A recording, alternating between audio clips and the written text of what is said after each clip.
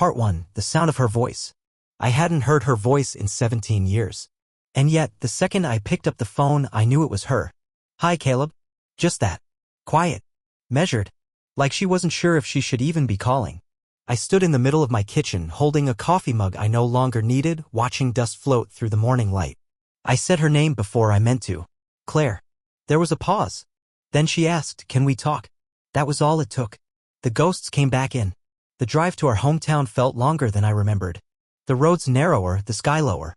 I passed the old gas station, now boarded up, and the church that used to ring its bells every Sunday until someone stole them. I parked outside the cafe we used to sit in, the one where she first told me she wanted out of this town.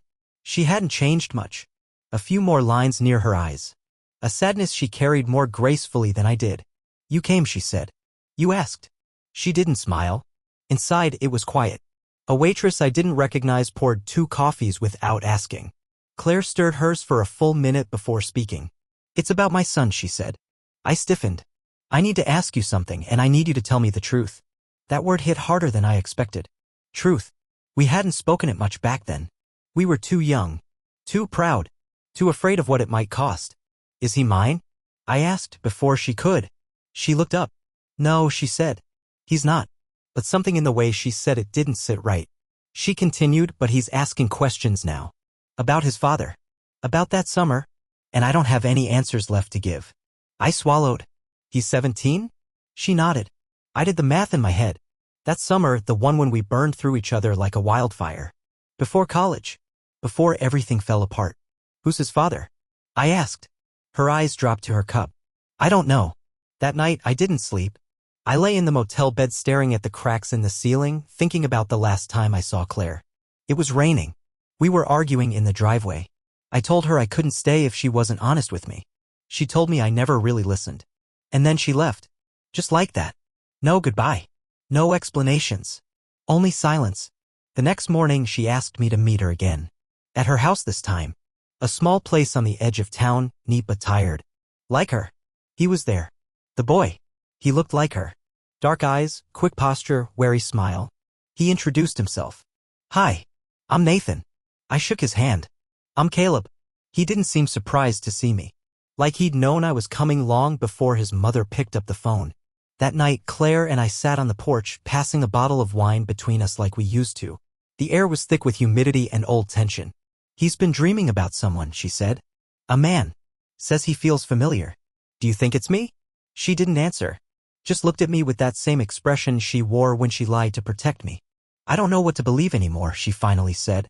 I asked to see the boy again the next day. We walked to the lake, the same lake where she first told me she loved me.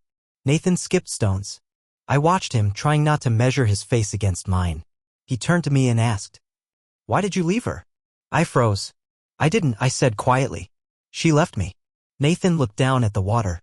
"That's not what she told me." Part 2. The shape of what's missing. I didn't answer right away.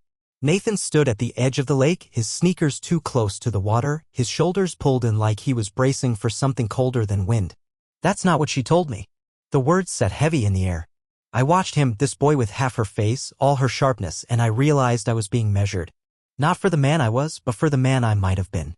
"She told you I left?" He nodded without looking at me. "Said you couldn't handle what she needed." "That part might be true," I said. "But I didn't walk away. You didn't stay either." He was right.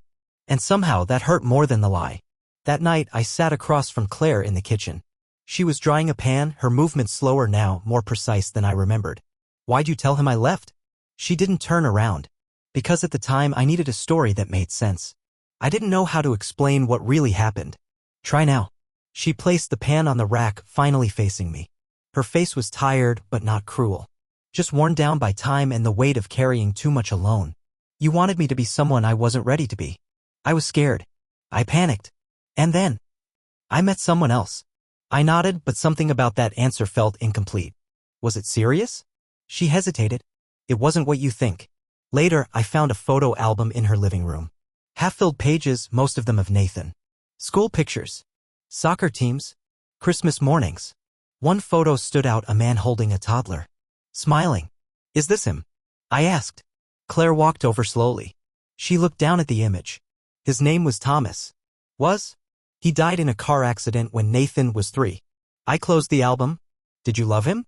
Her voice was barely a whisper. I tried to. The next morning, Nathan knocked on my motel door. Early. His hair still damp from a shower, a backpack slung over one shoulder. Can we talk? He asked. I let him in. He sat on the edge of the bed, hands clasped between his knees. Then he pulled out a crumpled envelope from his bag. I found this in her closet. He handed it to me. Inside was a letter, old, yellowed at the corners, folded too many times. It was in my handwriting. Claire, I don't know how else to say this, so I'll just say it. If you're pregnant, I want to be there. I'm scared too, but I won't run. I love you. I always will. See, I never saw this, I said. Nathan looked up at me. She said you didn't care. That you left before she could even tell you. She never told me anything. He studied my face the way only a 17-year-old could, brutal in his silence. She kept it, he finally said. So maybe she wanted you to find it. Eventually.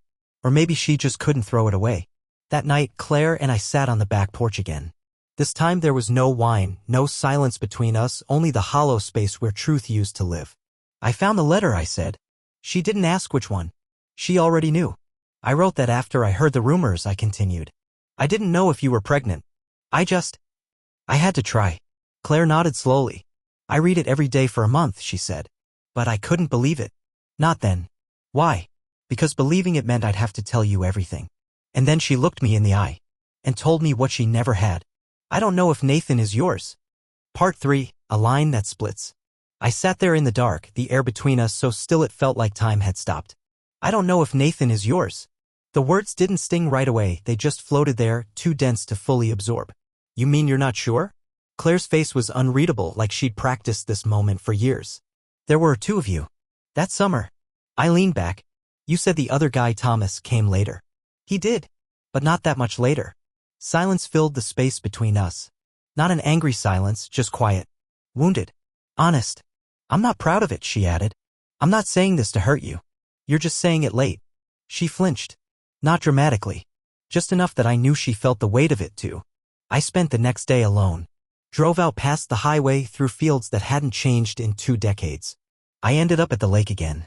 Same spot. Same smooth stones underfoot. I thought about what it meant to be a father, not biologically, but in the other ways. Showing up. Being known. Carrying someone's future like a fragile thing and never dropping it. I hadn't done that. Not for Nathan. Not for Claire. Not even for myself. When I returned to town, there was a letter waiting at the motel front desk. No name on the outside. Just my room number. Inside, a single page. Caleb. I had the test done 5 years ago. I never sent it. I didn't know how. He's yours. See. Taped to the back was a photocopy of a DNA test. My name. Nathan's. A 99.97% probability. The knock came late. I opened the door, expecting Claire. It was Nathan. He didn't say anything at first. Just stepped inside, handed me something. A photo. Us. Me and him standing at the lake earlier that week. Someone must have taken it without us noticing. Maybe Claire. Maybe it was her way of giving us something we never had. You know now, Nathan said. I nodded. So what happens next? I didn't know how to answer that. So instead, I told him everything I hadn't before. How scared I'd been when I thought Claire was pregnant. How broken I felt when she left without a word. How I spent years convincing myself it was all her fault when deep down I knew I had run, too. And then I told him what I never told anyone. That I used to dream about a kid I'd never met. A boy with his mother's eyes and my name he didn't know how to say. Nathan sat still, listening like a storm building. When I finished, he said, it's not too late. If you still want to know me. Claire invited us both to dinner the next night. She cooked the way she used to: pasta, garlic bread, red wine. The smell filled the house, and for a few hours it felt like some version of a family. We laughed awkwardly. Talked about Nathan's plans after graduation. He wanted to study psychology, maybe leave the state. You got that from me, I said. Always trying to figure people out. Claire smiled. He got your stubbornness too. Nathan rolled his eyes, but there was something softer in his expression now. A crack in the wall. After he went to bed, Claire and I sat on the porch one last time. I'm sorry, she said. I know. If I'd told you earlier, I still might have left. I wasn't ready then. But you are now? I didn't answer. Instead, I reached into my jacket and handed her a folded piece of paper. She opened it. It was the letter. The original. I kept it, I said. Even when I convinced myself you'd never read it. She looked up at me. I did. Every day. Then she leaned her head against my shoulder. And we sat there, two people with too much history to untangle and just enough present to hold onto. But when I returned to the motel later that night, the front desk clerk called me over. You have another message, he said, handing me a phone slip. Scrawled in ink. Mr. Harris, this is important. Please call me. Thomas's brother. Part 4, Ghosts Don't Knock. I sat on the edge of the motel bed, the slip of paper in my hand, rereading the message like it might change. Thomas's brother. I hadn't thought about the man in the photo, the one holding Nathan when he was a toddler, beyond what Claire had told me. He died. It was over. That chapter closed. But now he had a brother. And that brother was reaching out to me. I stared at the motel phone like it was a weapon. Then I dialed. It rang twice. A voice picked up, low and sure. Is this Caleb Harris? Yes. This is Mark Ellison. Thomas was my brother. I said nothing. Then he said the thing that made my blood stop cold. I don't think my brother died the way Claire said he did. The line went quiet for a second. Then Mark continued, Thomas and I weren't close. But he called me once before he disappeared. Said he was scared. Said he'd found something out about Claire. About the boy. I tried to swallow, but my throat was dry. What do you think happened? I don't know. But his car went off the road late at night. No witnesses. No sign of alcohol or speed. And the last call he ever made was to her. He paused, then asked me. You're the father, aren't you? I hesitated, then answered yes. Another beat of silence. Then you should be careful. Click. The line went dead. I didn't sleep that night. I sat by the window, listening to the wind scrape against the motel siding, thinking about every strange flicker in Claire's eyes, every story that didn't quite line up. Thomas was dead. That part hadn't changed. But what if the why had? The next morning, I drove back to Claire's. Nathan answered the door. He looked different somehow. More alert. Like he felt something brewing under the surface. You okay? He asked. Yeah, I lied. Is your mom here? He nodded toward the kitchen. She was standing by the stove, stirring oatmeal like nothing had happened. I leaned against the doorframe. Thomas had a brother. Her hand paused mid-stir. I know, she said softly. He called me. She didn't look at me. I figured he might. I took a step forward. Why didn't you tell me? Still no eye contact. Because it wouldn't change anything. It might. Would it bring him back? No. But it might make me wonder what actually happened. She finally turned to face me. Her expression unreadable.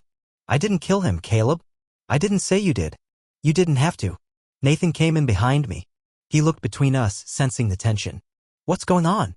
Claire looked at me like she was begging me not to say anything. But I couldn't protect her from this anymore. Or him. I turned to Nathan. Thomas made a call before he died. He told his brother he was scared. About something he found out. About you. Nathan frowned. What does that mean? Claire stepped forward. It means he figured out Caleb might be your father. And he didn't take it well.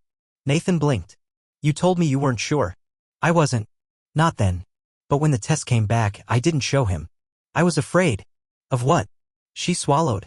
Of losing everything. Of breaking what we'd built. Of you looking at me the way you're looking at me now. Nathan stepped back. His face pale. So you let him think he was my father? She nodded. He loved you. Even with the doubt.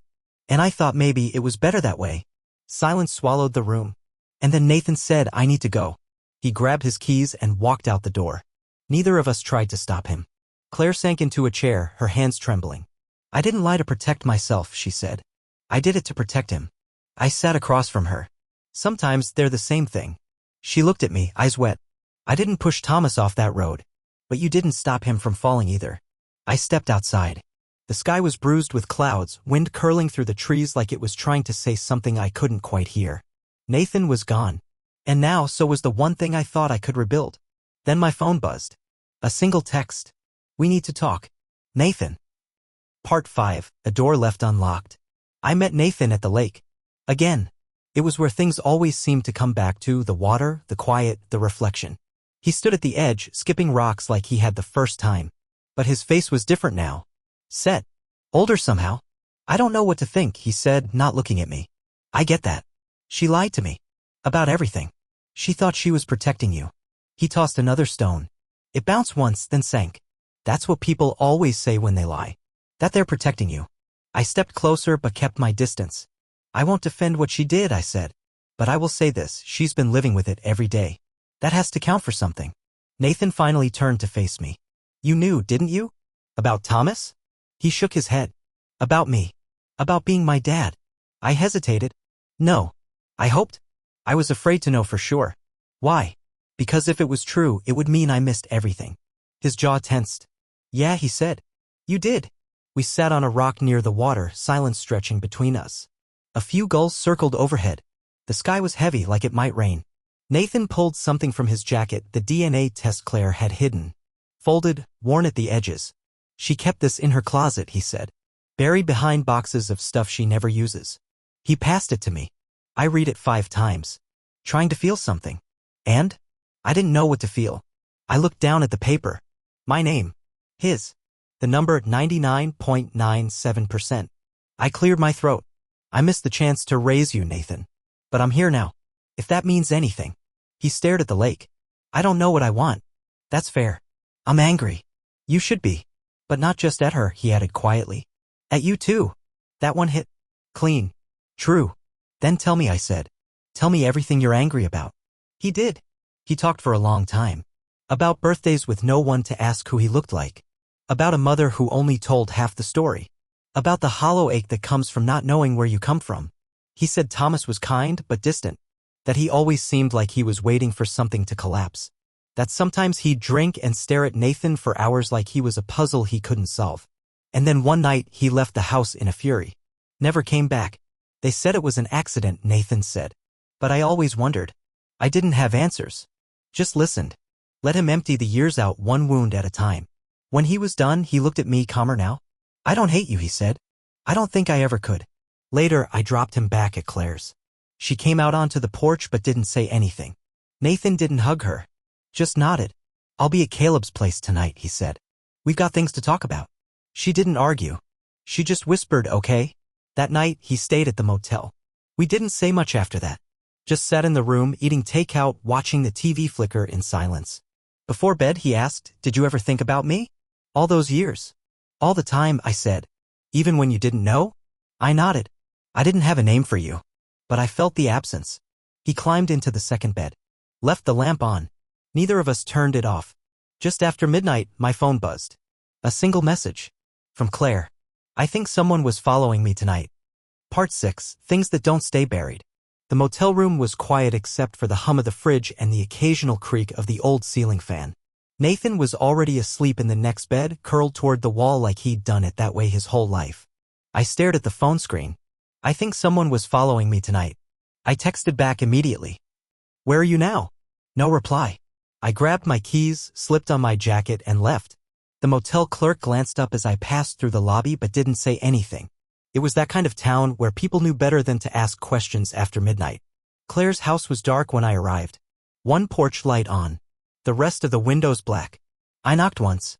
She opened the door within seconds like she'd been waiting behind it. Her face was pale. No makeup. Just tired eyes and an old hoodie pulled tight around her frame. What happened? I asked. She stepped aside and let me in. I went to the store around 9. On my way back, a truck started tailing me. Black. No plates. I made 4 turns, it stayed on me every time. I pulled into the school parking lot, it drove past, slow. Then disappeared. You called the police? She shook her head. What am I supposed to say? That I have a bad feeling? She made tea while I checked the locks. Everything seemed in place. Too normal. And that was the part that made my skin itch. Once she sat down, I asked the question I'd been holding on to. Claire, is there anyone else? Anyone who might want to hurt you? She didn't answer right away. Then Thomas was adopted. I blinked. What does that have to do with this? He never talked much about his family. Said they were strict. Controlling. When we got together, he made me promise never to contact them. And did you? No. But after he died, I tried. For Nathan's sake. I thought maybe someone would want to know. And? I left a message with his brother. That was it. Mark. She looked up. How do you know his name? He called me. Said he didn't believe Thomas died by accident. Claire's face went still. I think he's been watching us. We sat in silence, the old house creaking around us. I think he's angry, Claire said. Not just about Thomas. About Nathan. About the fact that I kept him. You didn't do anything wrong. I kept the test from Thomas. Let him believe something false. That matters. I didn't disagree. Some truths, when buried too deep, grow roots that poison everything around them. I stayed on the couch that night. Not because she asked me to. Because something in the air didn't feel right. And around 3 a.m. I heard the gravel shift outside. I got up slowly, moved to the window, and peeked through the edge of the curtain. A black truck. Parked across the street. Lights off. Engine running. I slipped outside quietly, heart hammering. Got close enough to see the silhouette behind the wheel. He saw me. Pulled away. No headlights. Just the grind of tires on loose stone. Gone before I could even see a plate. The next morning I told Nathan everything. His jaw tightened, but he didn't flinch. "We need to end this," he said. "Agreed. Let's talk to Mark." "You sure? I want to know what he thinks my life cost him." Later that afternoon, we drove out to the address I found in an old online listing, the one Mark left in his voicemail half a town over. A gray house. Gutted lawn. Mailbox leaning sideways like it had been punched. Mark answered the door with a look that made my skin crawl. Like he'd been waiting for this. "You brought him," he said, eyeing Nathan. Nathan didn't blink. "You've been following my mom." Mark didn't deny it. "She took my brother from me. Lied to him. Lied to you." "She didn't kill him," I said. Mark stepped forward. "Too close. But she broke him. You both did. And now you think you can just play house again." Nathan stood taller. "I'm not your brother's replacement." "No," Mark said. "But you're the reason he ended up in a ditch." That's when he reached behind the door and pulled out something long and metal. A tire iron. Not raised. Just shown. A warning. Part 7, where the truth breaks. I stepped in front of Nathan before I even thought to. Mark didn't raise the tire iron, but he didn't lower it either. "I'm not here to fight," I said, voice calm, steady. He studied me for a moment, maybe surprised I didn't flinch. Nathan's voice came low behind me. "You think scaring us is going to bring your brother back?" Mark's expression twitched, something between grief and rage. "No," he said finally. "But it might stop you from pretending he didn't matter." "No one's pretending," I said. Mark lowered the tire iron. Let it rest against the wall.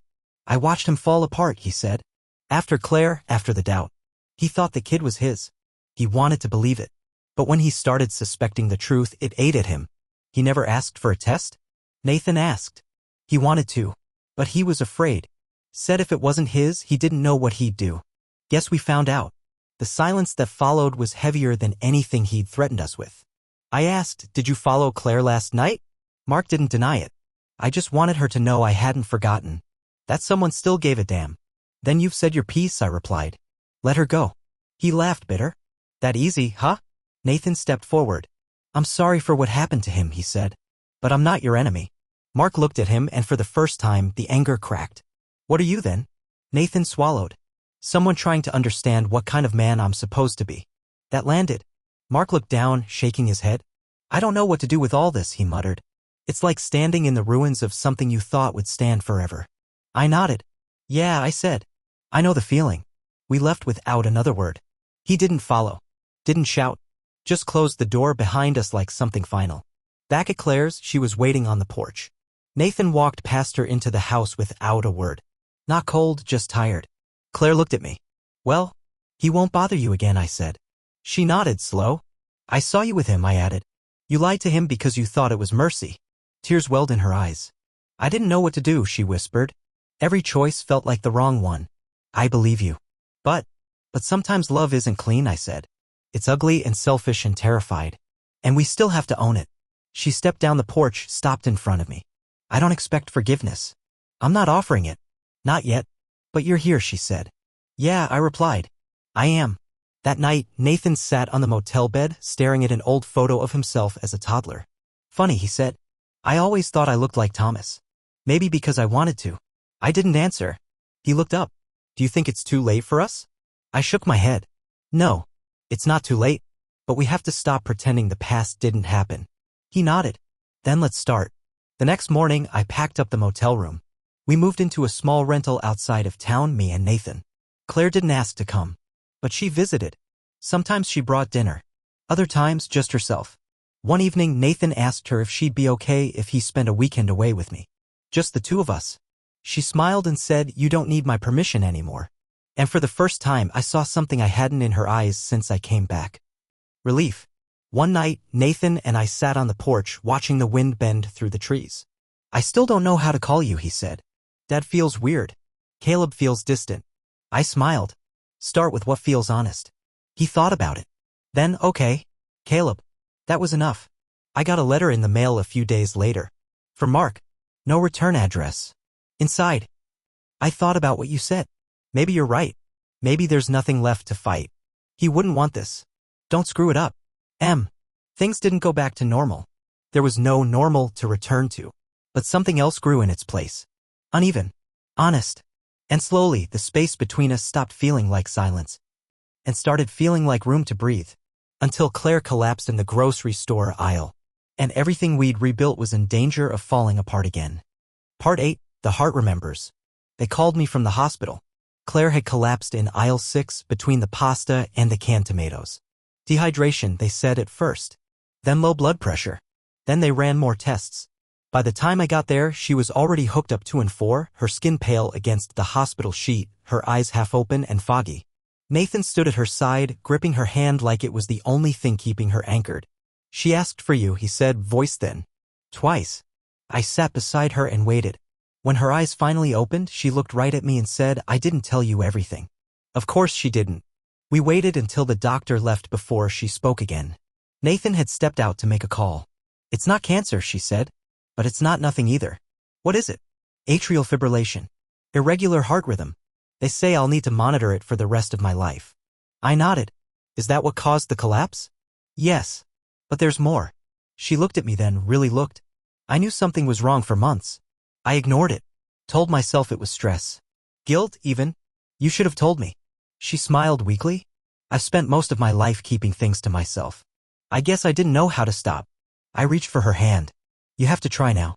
She closed her fingers around mine. They were cold but steady. Later, Nathan and I stood in the parking lot. The sun was setting behind the trees, the hospital casting long shadows across the pavement. Will she be okay? He asked. Yeah, I said. If she takes care of herself. If she lets people in. He nodded slow. She was alone for a long time. So were you. He looked at me. Not anymore. That weekend, I drove them both out to the lake. Claire walked slower now, cautious. But when she reached the shoreline, she stood a little taller. Nathan skipped stones again. A habit he never grew out of. I sat on the same rock as before. Watched them. Watched us. It hit me then, the quietness of it all. How healing doesn't come with thunder or applause. Just stillness. Acceptance. And something like peace.